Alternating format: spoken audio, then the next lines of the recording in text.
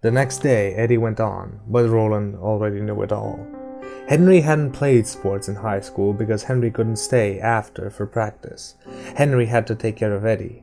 The fact that Henry was scrawny and uncoordinated, didn't much care for sports in the first place had nothing to do with it, of course.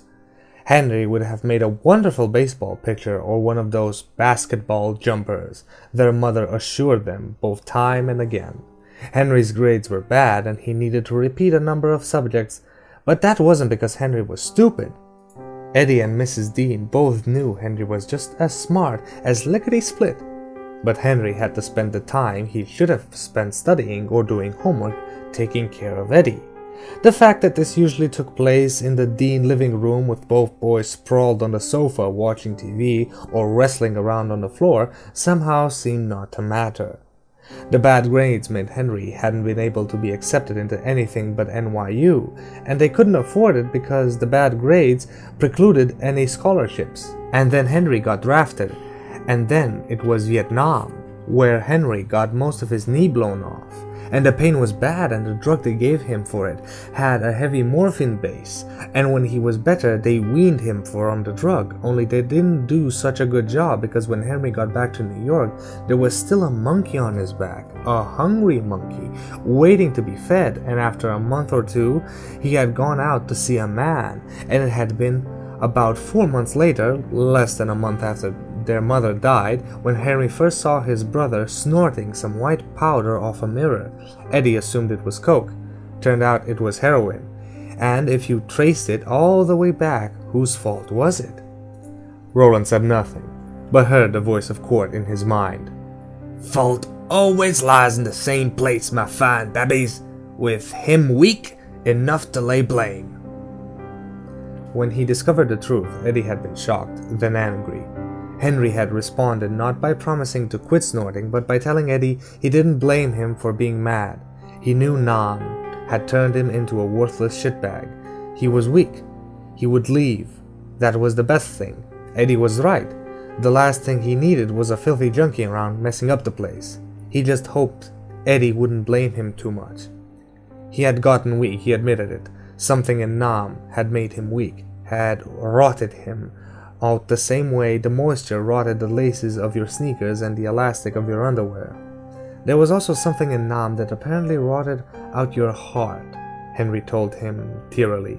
He just hoped that Eddie would remember all the years he tried to be strong. For Eddie. For Mom. So Henry tried to leave. And Eddie, of course, couldn't let him. Eddie was consumed with guilt. Eddie had seen the scarred horror that had once been an unmarked leg, a knee that was now more Teflon than bone. They had a screaming match in the hall, Henry standing there in an old pair of khakis with his packed duffel bag in one hand and purple rings under his eyes, Eddie wearing nothing but a pair of yellow jockey shorts, Henry saying, "You don't need me around, Eddie, I'm poison," to you and you know it, and Eddie yelling back, "You ain't going nowhere, get your ass back inside," and that's how it went until Mrs. Magursky came out of her place and yelled, "Go or stay, it's nothing to me, but you better decide on you one way or the other, pretty quick, 'cause I'm calling the police." Mrs. Magursky seemed about to add a few more admonishments, but just then she saw that Eddie was wearing nothing but a pair of skivvies. She added, "And you're not decent, Eddie Dean," before popping back inside. It was like watching a Jack-in-the-Box in reverse. Eddie looked at Henry. Henry looked at Eddie.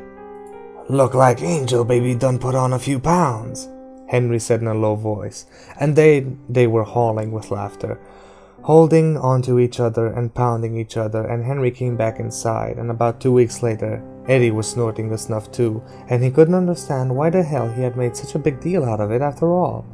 It was only snorting. Shit, it got you off. And as Henry, who Eddie would eventually come to think as the great sage and eminent junkie, said, in a world that was clearly going to hell head first, what was so low about getting high? Time passed. Eddie didn't say how much. The gunslinger didn't ask. He guessed that Eddie knew there was 1,000 excuses for getting high, but no reasons. and that he had kept his habit pretty well under control, and that Henry had also managed to keep his under control. Not as well as Eddie, but enough to keep from coming completely unraveled. Because whether or not Eddie understood the truth, down deep Roland believed Eddie did, Henry must have. Their positions had reversed themselves. Now Eddie held Henry's hand, crossing streets. The day came when Eddie caught Henry not snorting, but skin-popping. There had been another hysterical argument, an almost exact repeat of the first one, except it had been in Henry's bedroom. It ended in almost exactly the same way, with Henry weeping and offering that impeccable, inarguable defense that was utter surrender, utter admission. Eddie was right, he wasn't fit to live, not fit to eat garbage from the gutter, he would go. Eddie would never have to see him again. He just hoped he would remember all the... It faded into a drone that wasn't much different from the rocky sound of the breaking waves as they trudged up the beach. Roland knew the story and said nothing. It was Eddie who didn't know the story, and Eddie who was really clear-headed for the first time in maybe 10 years or more. Eddie wasn't telling the story to Roland. Eddie was finally telling the story to himself. That was alright. So far as the gunslinger could see, time was something they had a lot of. Talk was one way to fill it. Eddie said he was haunted by Henry's knee, the twisted scar tissue up and down his leg. Of course, that was all healed now. Henry barely even limped, except when he and Eddie were quarreling. Then the limping always seemed to get worse. He was haunted by all the things Henry had given up for him, and haunted by something much more pragmatic. Henry wouldn't last out on the streets.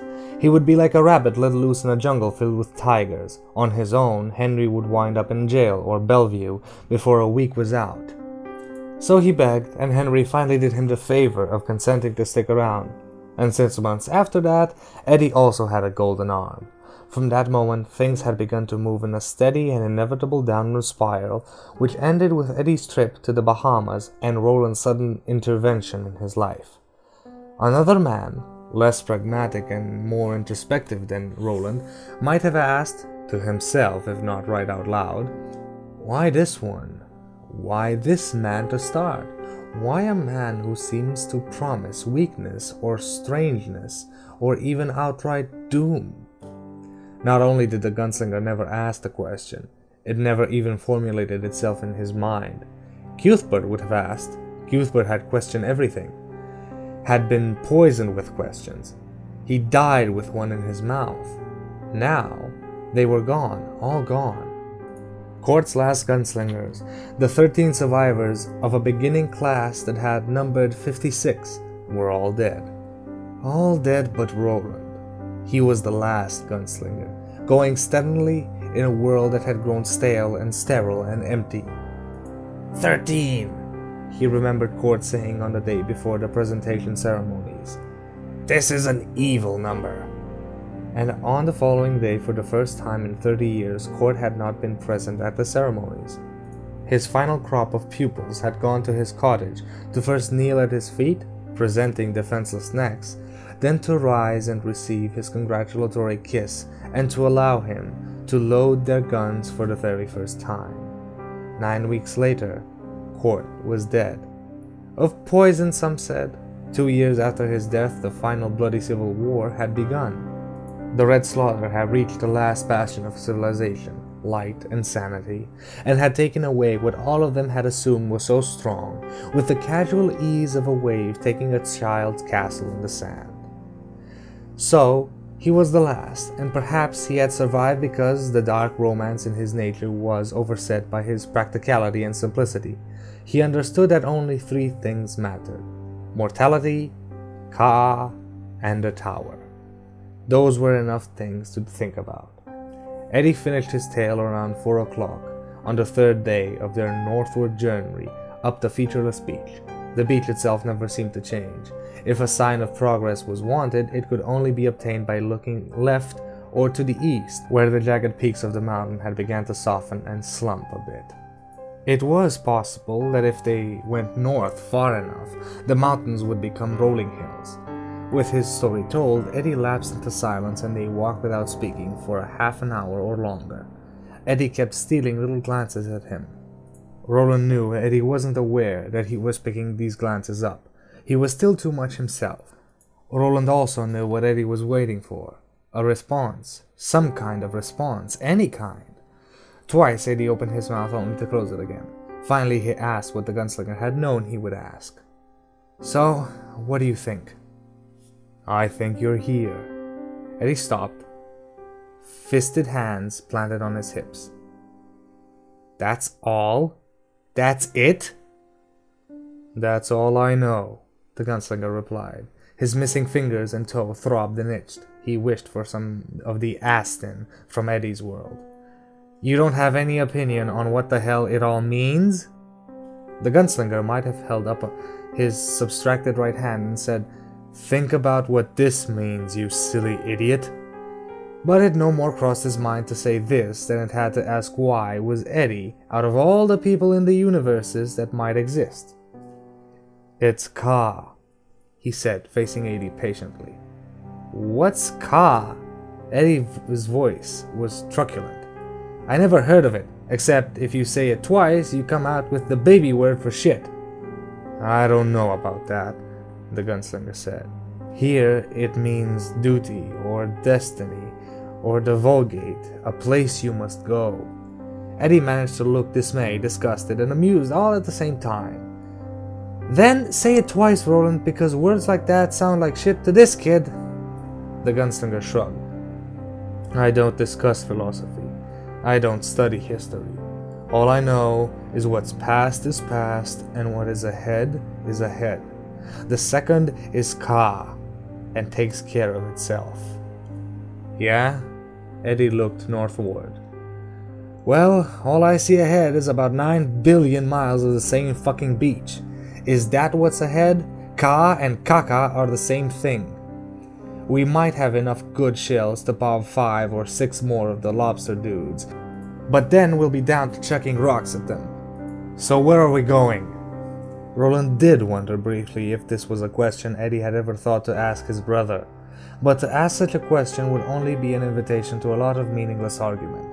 So he only cocked a thumb northward and said, "There, to begin with." Eddie looked and saw nothing but the same reach of shell and rock-studded gray shingle. He looked back at Roland, about to scoff, saw the serene certainty on his face, and looked again. He squinted. He shielded the right side of his face from the westerning sun with his right hand. He wanted desperately to see something, anything, shit, even a mirage would do, but there was nothing. "Crap on me all you want," Eddie said slowly, "but I say it's a goddamn mean trick. I put my life on the line for you at Balazar's." "I know you did," the gunslinger smiled, a rarity that lit his face like a momentary flash of sunlight on a dismal, luring day. "That's why I've done nothing but square deal you, Eddie. It's there. I saw it an hour ago. At first I thought it was only a mirage or wishful thinking, but it's there all right." Eddie looked again, looked until water ran from the corners of his eyes. At last he said, "I don't see anything up ahead but more beach, and I got 20/20 vision." "I don't know what that means." "It means if there was something there to see, I'd see it." But Eddie wondered how much further than his own eyes the gunslinger's blue bullshooter's eyes could see. Maybe a little, maybe a lot. "You see it?" "See what?" "We won't get there today, but if you see as well as you say, you'll see it before the sun hits the water, unless you just want to stand here chin-jawing, that is." "Ka," Eddie said in a musing voice. Roland nodded. "Ka." "Kaka," Eddie said and laughed. "Come on, Roland, let's take a hike. And if I don't see anything by the time the sun hits the water, you owe me a chicken dinner, or a Big Mac, or anything that isn't lobster." "Come on." They started walking again, and it was at least a full hour before the sun's lower arc touched the horizon when Eddie Dean began to see the shape in the distance. Vague, shimmering, indefiable, but definitely something. Something new. "Okay," he said. "I see it. You must have eyes like Superman." "Who?" "Never mind. You've got a really incredible case of culture lag, you know that?" "What?" Eddie laughed. Never mind. What is it? You'll see. The gunslinger started walking again before Eddie could ask anything. 20 minutes later, Eddie thought he did see. 15 minutes after that, he was sure. The object on the beach was still 2, maybe 3 miles away, but he knew what it was. A door, of course. Another door. Neither of them slept well that night, and they were up and walking an hour before the sun cleared and eroded shapes of the mountains. They reached the door just as the morning sun's first rays, so sublime and so still, broke over them. Those rays lighted their stubby cheeks like lamps. They made the gunslinger look 40 again, and Eddie no older than Roland had been when he went out to fight court with his hawk, David, as his weapon. The door was exactly like the first, except for what was writ upon it. The Lady of Shadows. So, Eddie said softly, looking at the door which simply stood here, with its hinges grounded in some unknown jab between one world and another, one universe and another. It stood with its green message, real as rock and strange as starlight. So, the gunslinger agreed. Ka. Here is where you draw the second of your 3. It seems so. The gunslinger knew what was in Eddie's mind before Eddie knew it himself. He saw Eddie make his move before Eddie knew he was moving. He could have turned and broken Eddie's arm in 2 places before Eddie knew what was happening, but he made no move. He let Eddie snake the revolver from his right holster. It was the first time in his life he had allowed one of his weapons to be taken from him without an offer of that weapon having first been made. Yet he made no move to stop it. He turned and looked at Eddie equably, even mildly. Eddie's face was livid, strained. His eyes showed starry whites all the way around the irises. He held the heavy revolver in both hands, and still the muzzle rambled from one side, centering, moving off, centering again, and then moving off again. Open it, he said. You're being foolish, the gunslinger said in the same mild voice. Neither of us has any idea where the door goes. It needn't open on your universe, let alone upon your world. For all either of us knows, the Lady of Shadows might have 8 eyes and 9 arms, like Suvia. Even if it does open to your world, it might be a long time before you were born, or a long time after you died. Eddie smiled tightly. Tell you what, Monty, I'm more than willing to trade a rubber chicken and a shitty seaside vacation for what's behind door number 2. I don't understand you. I know you don't, it doesn't matter, just open the fucker. The gunslinger shook his head. They stood in the dawn, the door casting its slanted shadow towards the ebbing sea. Open it! Eddie cried. I'm going with you. Don't you get it? I'm going with you. That doesn't mean I won't come back. Maybe I will. I mean, probably I will. I guess I owe you that much. You've been square John with me down the line. Don't think I'm not aware of that fact. But while you get whoever this shadow babe is, I'm going to find the nearest Chicken Delight and pick me up some takeout. I think 30 pieces of family pack should do for starters. You stay here. You think I don't mean it? Eddie was shrill now. Close to the edge, the gunslinger could almost see him looking down into the drifty depths of his own damnation. Eddie tumbled back the revolver's ancient hammer. The wind had fallen with the break of the day, and the ebb of the tide, and the click of the hammer as Eddie brought it to full cock was very clear. You just try me. I think I will, the gunslinger said. I'll shoot you, Eddie screamed. Caw, the gunslinger replied stolidly, and turned to the door. He was reaching for the knob, but his heart was waiting to see if he would live or die. Ka. Thank you everybody for sitting down with another part of Majin reading Drawing Number 3. As I told you, it's just slightly shorter than usual episodes, and I apologize that you didn't have any annotations in this video because, well, there aren't any to put in. But next time, videos should be back to normal because we will enter part 2 of the book, The Drawing of the 3, and that is The Lady of the Shadows. Long days and pleasant nights, listener.